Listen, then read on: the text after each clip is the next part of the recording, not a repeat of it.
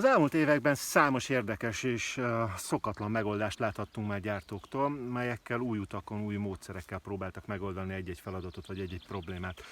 Ezek némelyikéről kiderült utólag, hogy marketingfogás vagy melléfogás volt, de számos megoldás viszont előre vitte a sportot. Többnyire egyébként ezen termékek már csak a kinézetük miatt is erősen megosztja a felhasználókat.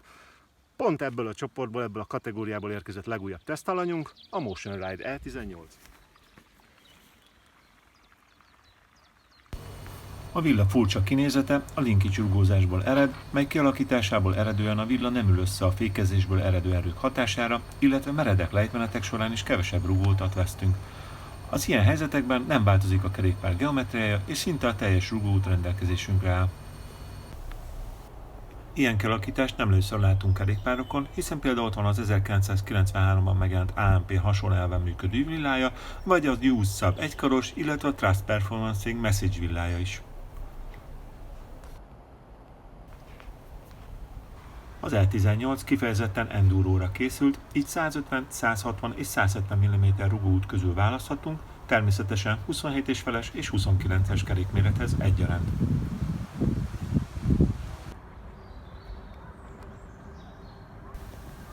A villa bal száránál találjuk a csillapító egységet, mely 15 fokozatban állítható, de csak a tagon nincs opció kormányról vezérelni.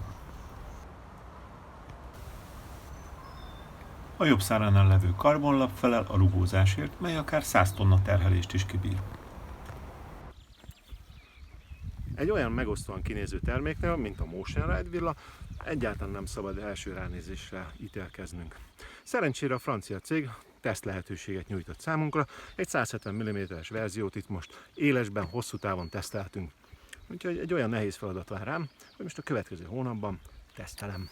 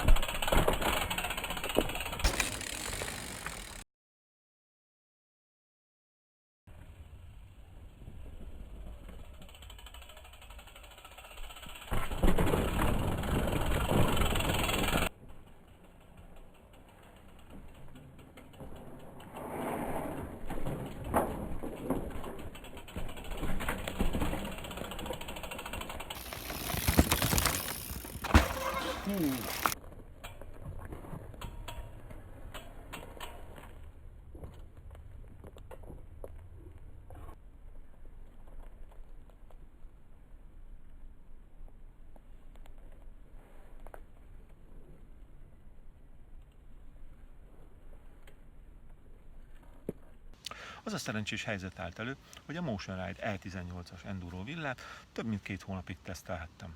Ez az időszak kellően hosszú volt ahhoz, hogy számos különböző helyzetben bringázzak vele. Voltam porban, sárban, napsütésben, bringáztam versenyen, élménybringáztam a Börzsönyben, Mátrában, köves, gyökeres, meredek lejtőkön, épp úgy, mint aszfaltúton transferem.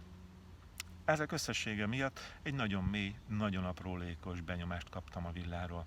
És sajnos azt kell mondjam, nagyon szívemhez nőtt, és nehéz szívvel fogom visszaadni most a teszt végén. Az E18 villa ugyanis nagyon finoman indul meg, nagyon jól mozog. A rugóút első felét lineárisan, a második felét progresszíven mozogja, így ennek köszönhetően minden helyzetben, az apró köves részen épp úgy, mint a nagy leugorásoknál, teljes komfortban érzem magamat. A merességével se volt gond, hisz ezek a robosztus, CNC-zett karok kellő stabilitást adtak még a legnagyobb sziklás terepen is. Ha a villával kapcsolatban bármi negatívumot kellene mondanom, talán 2 dolog jut eszembe. Az egyik az árcetli, amin egy igen magas, közel 1800 eurós ár szerepel, és bizony ezen árkategóriában szereplő vásárlók már nem csak feltétlen a mozgás karakterisztika alapján választanak villát, és ezen kinézettel kicsit nehéz versenyezni. A másik, az, ami a 2 hónap teszt során előjött, az a visszaútcsillapítás, mely szép lassan elfogyott. Persze egy ilyen merőben új konstrukció esetén előfordulhatnak ilyen hibák, és a gyártó jelezte felém, hogy ezt azonnal ki is cserélik. Habár a legtöbb vásárló, ami után kifizet ilyen nagy összeget egy villáért, nem feltétlen gondolja ezt a menetet végig, és csak a bosszúság marad. Ezektől függetlenül a Motion Ride villa egy iszonyat jó enduro villa. Teszi a dolgát, ahogy kell, észrevétlenül, kellő merevséggel. Csak ne kéne visszaadni. Hát persze, hogy visszaadom. Hát persze.